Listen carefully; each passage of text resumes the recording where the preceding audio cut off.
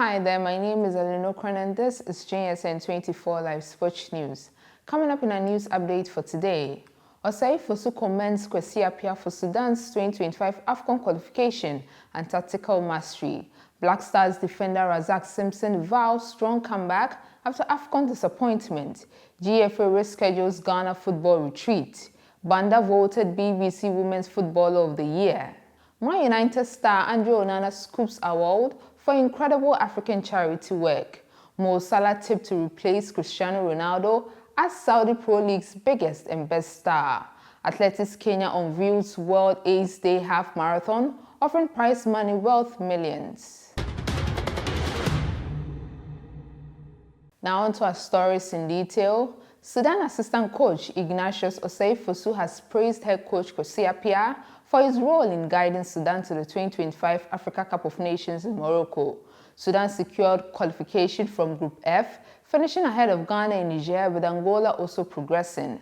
Appiah, who once coached Ghana, had the opportunity to face his former team during the qualifiers. Appiah's Sudan frustrated Ghana in the two meetings, securing a draw in Accra and beating the Black Stars 2-0 in Libya to qualify. Osei Fosu said that Appiah was the mastermind behind Sudan's strategy and decisions on the field. Quote, "I have a defensive mindset, so if care isn't taken, you'd assume I managed the team, but I had nothing to do with our matches. It was Kwesi who decided where each player should play, and that is why I say he is the brain and heart of the team. The people know that amid the civil war, the one thing that can bring them joy is football," he said. Osei Fosu also highlighted Appiah's humility, particularly after the heavy 4-0 loss to Niger. Quote, "Not many coaches would admit their mistakes, but Kwesi was honest, saying we were arrogant during the game," Osei Fosu shared. Appiah was appointed Sudan's head coach in September 2023 and has quickly led the team to their first AFCON appearance since 2013. Sudan are also in a strong position to qualify for the 2026 World Cup, currently leading their CAF qualifying group with 10 points. Ghana's Razak Simpson is determined to bounce back with his teammate after the Black Stars failed to qualify for the 2025 Africa Cup of Nations. The nation's FC captain, who featured in Ghana's AFCON qualifying matches against Angola and Niger, acknowledged the team's resilience in the face of disappointment. Despite the setback, Simpson remains optimistic about the future, emphasizing the team's commitment to learning from their mistakes. Ghana's absence from the 2025 AFCON marks a significant disappointment for the football-loving nation. The Ghana Football Association has announced a postponement of the Ghana Football Retreat, which was initially stated for November 28, 2024, at the Ghana Soccer Center of Excellence. In a statement issued by GFA Communications, the association cited consultations with key partners and stakeholders as the reason for the rescheduling. These decisions highlighted the need for greater inclusivity and deeper dialogue to address pressing issues surrounding the national teams, particularly in the wake of the Black Stars' recent struggles. Quote, "Following consultations with key partners and stakeholders, it became imperative to reschedule the Ghana Football Retreat to a later date to ensure the full and meaningful participation of all in this important engagement on the national teams," the GFA explained. The Ghana Football Retreat is expected to serve as a platform to reflect on the challenges within the national teams and propose solutions for charting a forward path for Ghanaian football. Stakeholders eagerly await the new date for what promises to be a pivotal event for the country's footballing future. On other news, Zambian Orlando Pride forward Barbara Banda has been voted BBC Women's Footballer of the Year.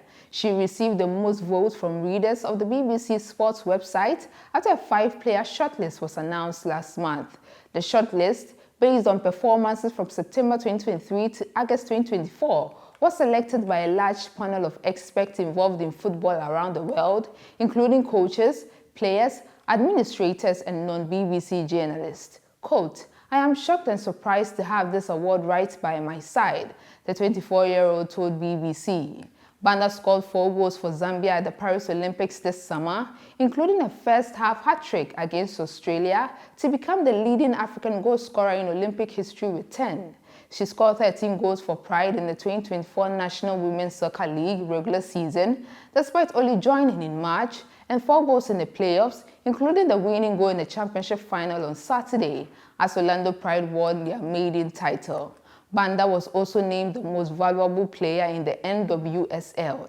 Banda became the second most expensive women's signing in history, behind Zambia teammate Rahel Kandanaji, when she joined Pride from Chinese club Shanghai Shingli in March.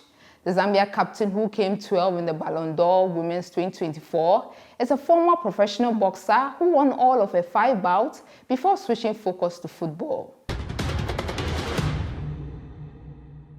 Manchester United star Andre Onana has clinched the 5th Pro Player Impact Award for his incredible charity work in Africa. The Cameroon International Andre Onana Foundation has helped to provide free healthcare and surgeries across the African continent. Over 1,200 surgeries have been performed by medical professionals working with the Andre Onana Foundation over the last 3 years.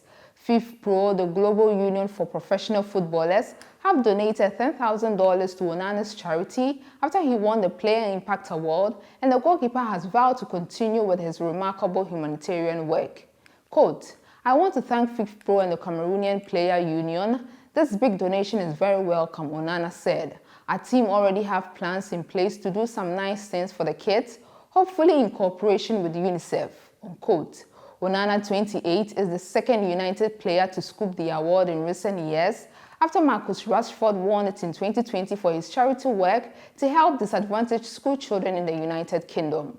Onana's charity originally focused on helping blind children in Cameroon, but the foundation has since expanded to offer support to other age groups and additional countries in the sub-Saharan Africa. Still in Manchester United legend Lisha believes Mohamed Salah would be bigger than former Red Devil Cristiano Ronaldo if he were to transfer to Saudi Arabia. The future of the Egyptian forward at Liverpool has come under a lot of doubts lately. Salah scored a brace against Southampton on Sunday to take Ancelotti's side 8 points clear at the top of the table. However, Liverpool number 11 said he was probably more out than in after the game regarding his contract talks. Salah also said he was disappointed that the club had failed to offer him a new contract. Further rumors the Egyptian ace could take his skills to the Saudi Pro League and help boost the pitiful attendance figures that have plagued the division despite colossal financial investment. Al Ittihad, Karim Benzema's club, supposedly offered Liverpool more than €150 million for Salah last year.